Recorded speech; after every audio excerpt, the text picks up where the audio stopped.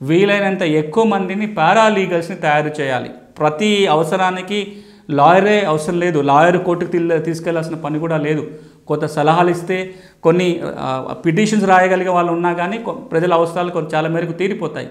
అట్లా జరగాలి అంటే ఎక్కువ మందిని పారాలీగల్స్ని మనం తయారు చేసుకోవాలి. స్పెషలిస్ట్ పారాలీగల్స్ తయారు చేసుకోవాలి. ల్యాండ్ పారాలీగలు, అగ్రికల్చర్ పారాలీగలు, ఉమెన్స్ పారాలీగలు, ఏ అంశం మీద అయితే పల్లె ప్రజలకి న్యాయ సేవలు కావాలో ఆ అన్ని అంశాల మీద ప్రత్యేకంగా పారాలీగల్ వ్యవస్థని మనం రూపొందించుకోవాలి. భూముల మీద చాలా బ్రహ్మాండంగా ఉభయ తెలుగు రాష్ట్రాలలో పారాలీగల్ వ్యవస్థ పనిచేస్తుంది. తెలంగాణలో పారాలీగల్స్ ఉన్నారు. భూమి మీదనే ప్రత్యేకంగా శిక్షణ పొంది ప్రజల భూ సమస్యలకి న్యాయ సలహాలు సూచనలు ఇవ్వటం, వాళ్ళ భూ సమస్యలకు పరిష్కారం కోసం వాళ్ళు పనిచేశారు. అట్లాగా మన మిగతా అన్ని అంశాల మీద కూడా గ్రామ స్థాయిలో ప్రత్యేకంగా పారాలీగల్ వ్యవస్థని పెంచుకోవాలి. 2 మంచి ఉదాహరణలు పారాలీగల్ ఎంత బాగా ప్రజలకు మేలు చేయగలుగుతారో చెప్పడానికి. 2 దేశాల్లో ఇది బ్రహ్మాండంగా పనిచేస్తుంది. ఒకటి సౌత్ ఆఫ్రికా, 2 బంగ్లాదేశ్, మన పక్కనున్న దేశం. బంగ్లాదేశ్లోనేమో కొన్ని ఎన్జిఓల ఆధ్వర్యంలో పారాలీగల్ వ్యవస్థ బ్రహ్మాండంగా అన్ని రకాల అంశాలపై సహాయ సహకారాలు ప్రజలకు అందించడం జరుగుతుంది.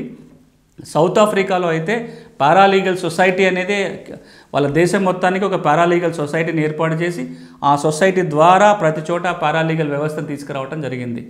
ఇక అమెరికా లాంటి దేశాల్లో అయితేనేమో పారాలీగల్ ఉన్నారు, కానీ వాళ్ళు కార్పొరేట్ ఫర్మ్లో కానీ లాయర్ల ఆఫీసులో పనిచేయడానికి పారాలీగల్ తయారు చేస్తారు. ఈ అన్ని అనుభవాలను దృష్టిలో పెట్టుకొని గ్రామీణాభివృద్ధి శాఖ, లీగల్ సర్వీస్ అథారిటీ సంయుక్తంగా గనక ప్రతి పల్లెలో ఒక 5 మందినో 10 మందినో యువతీ యువకులని పారాలీగల్గా తయారు చేసి వివిధ అంశాల మీద వాళ్ళకి శిక్షణ ఇచ్చినట్లయితే ఒక పక్కన పల్లె ప్రజలకి న్యాయ సేవలు అందించడానికి వీళ్ళు చాలా బాగా ఉపయోగపడతారు.